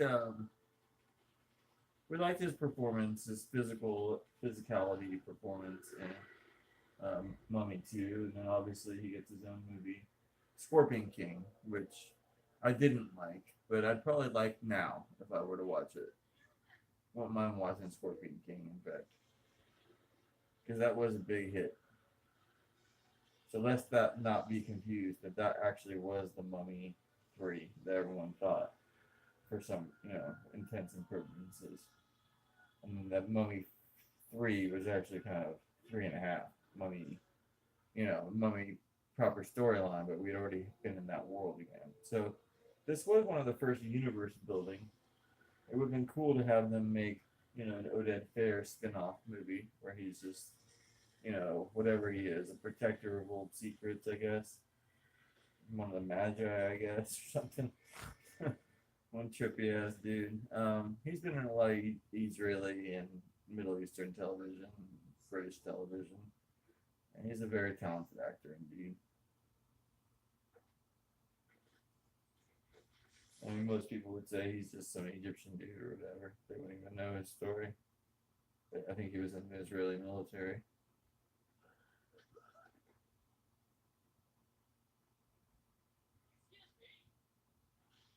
Yeah, I think there's some really magical moments in the Mummy too, or Mummy Returns. When I think about it, I really do think there are some really magical moments in it. When I like when there's a Returns. Obviously, Superman Returns wasn't a sequel; it's just a stupid title. But you know, Batman Returns, The Mummy Returns. In retrospect, I really like The Mummy Returns. I didn't like The Mummy Returns when I saw it in theaters, though. So, in sequence, these movies are sacred. It looks like this is probably filmed towards the end too. I'm a little tired here. So the airplane starts sinking into the ground. That's always a weird situation. So gosh, we're already an hour and 40 minute, or hour and 30 something minutes in because I started about six and a half in. Really proud to be doing this commentary and glad to have my dog right here alongside me. What I'm always trying to get her to do is go on her backside and lie like this. It's extremely peaceful when she's like this. Otherwise, she tries to dictate tempo a little bit too much because she's like a biggin. She's a biggin. Loves to be loved. Loves love. Loves the money. I kind of wish that there was a button I could press where I could toggle around all these movies. Still something I haven't gotten yet. A magazine, or you know, revolving door Blu-ray, because I'd like to just go right into Mummy Returns. But I do have some great double disc Blu-rays. One that has Hard Bodies and Private Resort on it, and the other one also featuring Columbia Pictures are Blind Fury, Silent Rage, um, and White Line Fever. I'm a big fan of all five of those movies. And if, you know, if I want to just have a good day of watching movies, I could put on those two discs because they're pretty awesome. You know, you just put on those two discs, and basically that's a day right there, day and a half almost if you start and stop it. I might actually do that. I might actually be like, here today I'm going to do uh, complete discs. Watch these movies. I'll commentate on one. I'll talk about the other one. That actually sounds a lot of fun. So I don't know. This Arnold Vosloo, he's got a very interesting look when he's got his all shaved head like that. I wonder how often they had to shave it. It was every maybe hour or two, I'm sure. You gotta keep that head shaved, man. You gotta get that cap back on your head even tighter. Wow, so I love this part. Obviously, everyone always wants to see hieroglyphics come to life, and you know, yeah, obviously Rachel Weisz says it best. Freaking scholars have never written about this, about freaking hieroglyphics coming to life. So now he's gonna start speaking ancient Egyptian, and he's gonna get these hieroglyph mummies to work as his minions. Genius, absolutely genius. I absolutely love this movie. So I'll probably do another brief Q&A video sometime before 6 o'clock today. And if it's not up before 6 o'clock today, I'll put one up before 11 p.m., 11:30 p.m. Central Time, and you'll probably see another video sometime tomorrow. So that should be the schedule of events here. I really do love these scenes here where you get to really understand why there are people trying to grave rob and tomb raid and all that. Look at how much wealth is in this particular area. A bunch of gold statues, each one is probably worth, you know, a couple million each. And that's just, you know, the very, very tip of the iceberg. We got solid gold hieroglyphs carved. But I guess gold is very soft to. Yeah, they want a couple things from there. All you would need from there is like one of them horns and one of the other things from there, and you'd be all set. But now, of course, that's not going to happen because you got mummies coming to life. Mummies coming to life. They want to come after and they want to bother up on people. And then there's mummy dogs, I think, in part two. Aren't there little mummy puppies and mummy cute? Yeah. Oh, yes. Yes, yes, yes, yes, yes. Oh, she's a good girl. Oh, she's a good girl. She's a good mummy. Oh, yeah, your mummy. The mummy's coming down the door. And they go, oogie, oogie, boogie. They're going, oogie, oogie, boogie. Oogie, boogie, boogie. They're coming after the people. Yeah, they're so cute. No, they're scary or they're cute. Oh, some people working outside my house doing their loudness again. Should we fire them or tolerate it? One of them even brought their kids to work today, I guess. But we need that fountain put in. We need that work done on this house. By golly, don't we? Yeah, we sure do. We need that fountain put in. We're getting our front yard renovated. I'm getting my front yard renovated, I guess you should say. I should say. For us. I'm doing it for us. Let me be clear about it. My pronouns. We don't have pronoun confusion. Oh, look how sweet the camels are, Curly. You like a camel? Are you part camel? Are you gonna go to the desert with the big humpy on your back? Yeah, full of fat for the water. Yeah. So, in a typical fashion now, the woman is tied up, as typically they are towards these end of these mustache twirling adventure or horror thriller movies. For all her adeptitude, she's been reduced to a woman in her nightie and wrists bound. If I were a woman, I would probably see their point of view. I mean, I'd see their point of view even as a man, but I'd see it even more on the nose. But I clearly do see their point of view, or I clearly see the obvious point of view of how tired that cliche is of the damsel in distress, because she definitely had shown a certain amount of adeptitude in the movie, but yet, regardless of what level of adeptitude, and except if you were making an agenda motivated movie, which this movie is clearly not, it's just an adventure. Regardless of her adeptitude, she's still reduced to the cliche: a woman in her nightie, tied with her hands behind her back, that needs to be rescued by the big lug. That's how things are in movies sometimes, and that's just something that we don't necessarily accept here, but we see their point of view, and we see that it's a light form of entertainment, and we see that, hopefully she does, obviously she'll get freed up, she can redeem, and show more and more of her strength as a human being and a librarian, a scholar, an adventurer, and someone that showed to kick some ass earlier in the film. Just because she has to get bailed out there doesn't really take away from her character that much. But it is a little weird. It's like someone just walks into the movie, they're like, oh yeah, there's that common thing where that girl's tied up, right? And the man's gonna go rescue her. So I definitely see the point of view.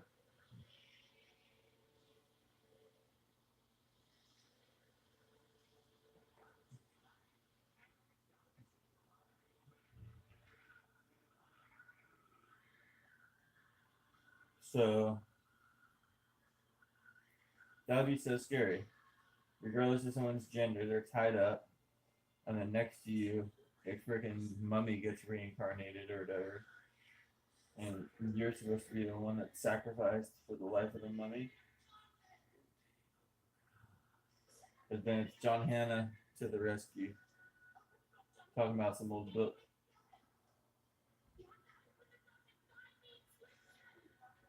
Not only got to open the book, but you got to find your inscription too, huh?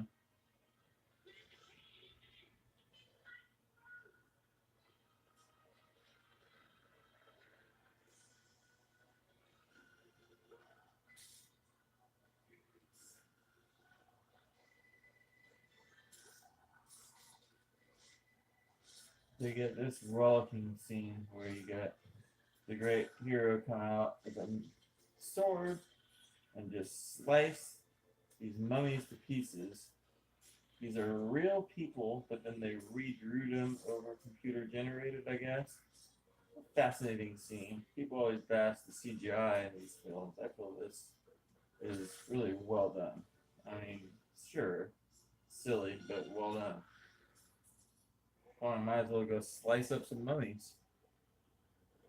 And they can grab up on your leg if they're not sliced best, so you best slice it best.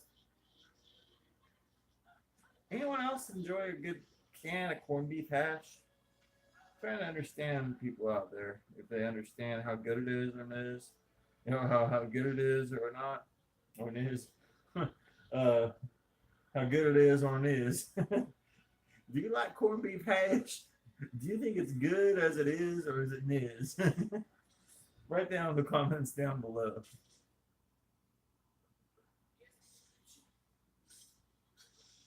My goal is to find the cheapest can of corned beef hash I can find, because basically, if I just eat corned beef hash and a couple peanut butter and jellies every day with some vegetables and some fruit thrown in, I can eat at a very cheap level and really enjoy it. I mean, corned beef hash tastes like bacon to me.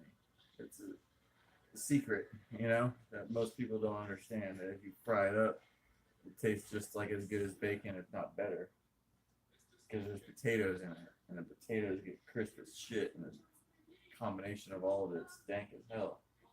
In fact, I'll probably make my leftovers of it, and then I'll have peanut butter and jelly later this evening, and maybe a little bit of fruit or candy. It's a living, man. I like to eat what I eat. Very simple food like that. It's fucking delicious. I don't know what they would eat back then. I don't think they were eating shawarma and falafel. I think that was a little bit later. Brandon Fraser tries to yell and scare them, and that was not very effective. They can yell and scare anyone because they're crazy mummies from another space and time.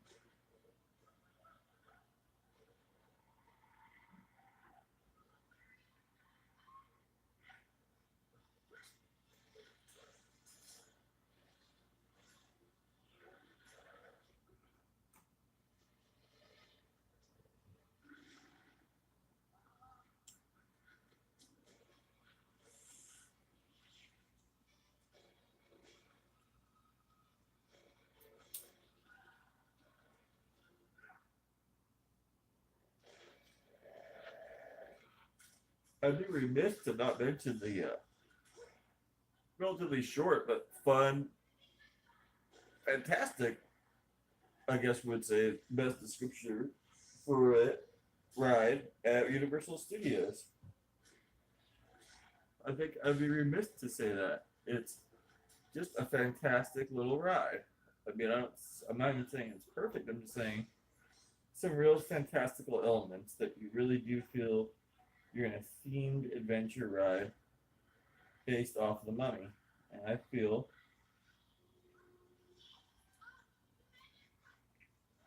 that if you're ever at Universal Studios Hollywood and the ride A is still there and B is operational, which sometimes it has some issues, then try out the Mummy ride.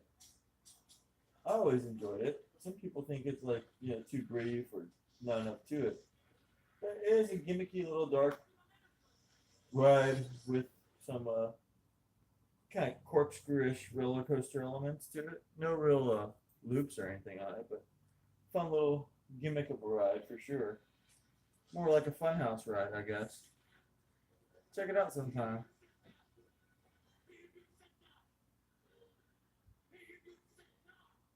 So the mummies are now commanded to kill. They've resurrected, and now they're coming after. They don't know who to come after because you got John Hannah giving it some directions in Egyptian, and then you got the other dude giving directions too. So they don't know who to come after. I got my dog all with her legs all akimbo now. She can't lie properly. She doesn't lie down when I told you to. Silly little Bubba. See, little Bubba. A wiki biggy biggy diggy wiki biggy bup. A wiki biggy diggy diggy wiki wiki wup. Oh, my dog's like a big old fur bubba. She's like fur bubble. Oh, geez, you just knocked everything over too. Lie down, dude. Lie down.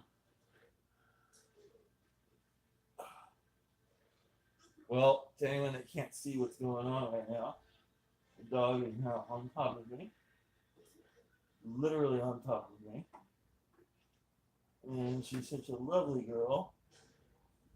I'm gonna have to move everything around. Oh, and my video game, she just screwed it up too. So that's fine. It's just a game. And I hope everyone's still out there with me here.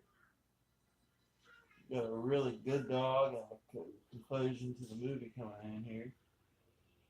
Now look at that part. I always like that. Some old ancient horses coming through.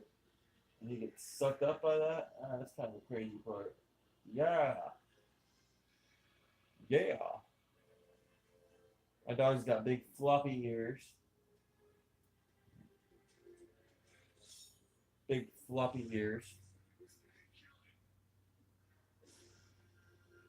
I'm gonna set the camera back up.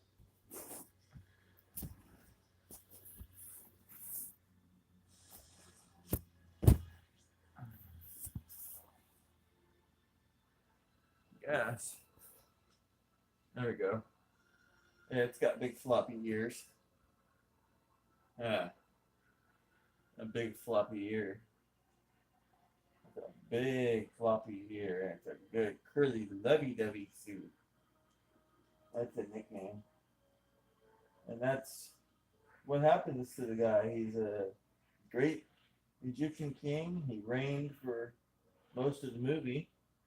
And then he's defeated by three that one had the strength, one had the strength of mind and the strength, and one had the quick wit and ability to execute under pressure that was unlikely from John Hannah.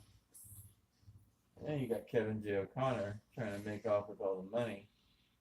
And I believe that he recurs in part two, so I don't think that anything too bad happens to him here. But I think he recurs in a smaller role. And then there's that great African American or African or dark skinned person, whatever you call him, that does it in part two. There's just some, like I say, some real fantastical elements. I love when they're in the hot air balloon in part two. I really do find those to be just great adventure scenes. That's what these films are, as I said, adventure entertainments.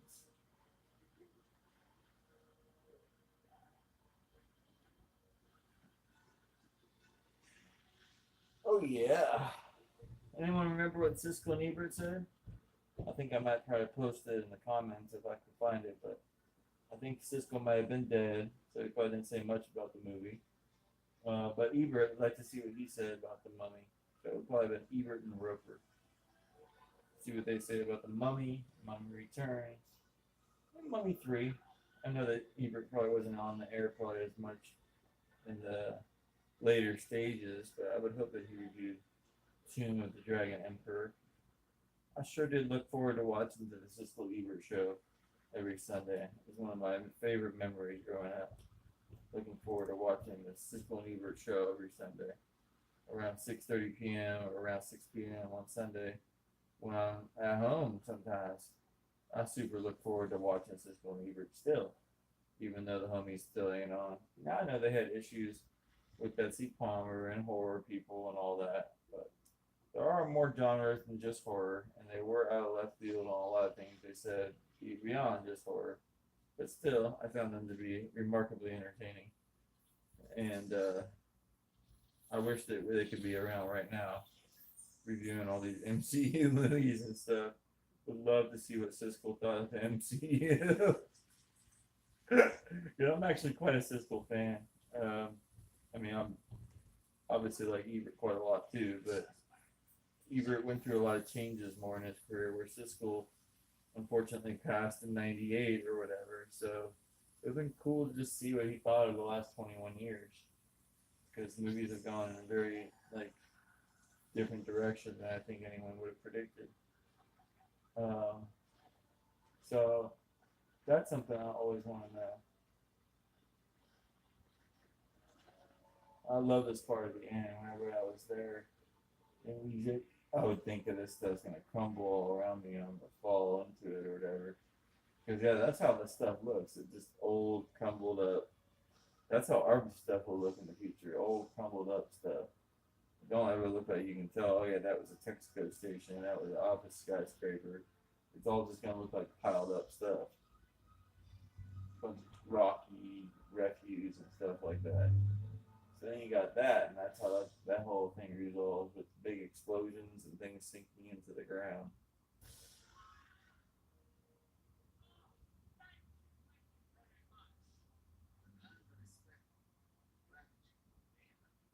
The Magi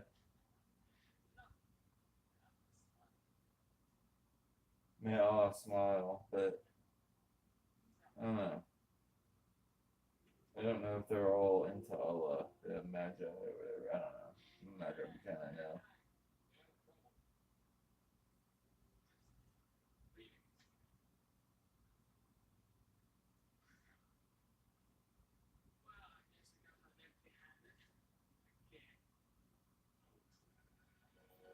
So yeah, he's not empty-handed. He got beautiful Rachel Weisz and John Hannah is now, without anything else, but he helped save everything. And knows his sister's gonna be, involved with this man. And he's gonna maybe kiss a camel. Let's kiss the camel. I got a little camel right here. It's such a good girl. And so we thank you so much for joining us for this commentary. It's been such an adventure to have my little bubble with me as I do last half of the commentary. And we look at camels and the sunset as the movie ends. And it's just basically a near classic, really, really powerful end to it, beautiful. It's what Sahara tried to do. Uh, didn't really fail at, but didn't overly succeed at. And what other films have tried to do. A really rollicking form of entertainment. I like even the closing credits. They come on a little abruptly though. But James Jack and Sean Daniel, let them be respected. At Universal, man, I see their names pop up on, oh man, all sorts of movies that Universal had their hands in, all through the '90s, and I think some of them are still active. So James Jack, Sean Daniel, I'd like to give respect to you all folks. You all have done quite well. I feel the movie is beloved by some. I would testify it as being beloved. I just don't feel it's in my top hundreds or whatever. I'm not. I should make a list of the top 200. All that's kind of subjective and it change here or there. And I don't want to get labeled into different numbers or narrow it into that. But yeah, it's a beautiful movie, really, and I hope you enjoyed the commentary for the Mummy. I'll probably pop back on a little bit later today, and love you all. Let me grab a oh my right here. All right. Let's see how she's doing here. Cool. Did you have fun watching the Mummy with the owner? Yeah. You can take a nap.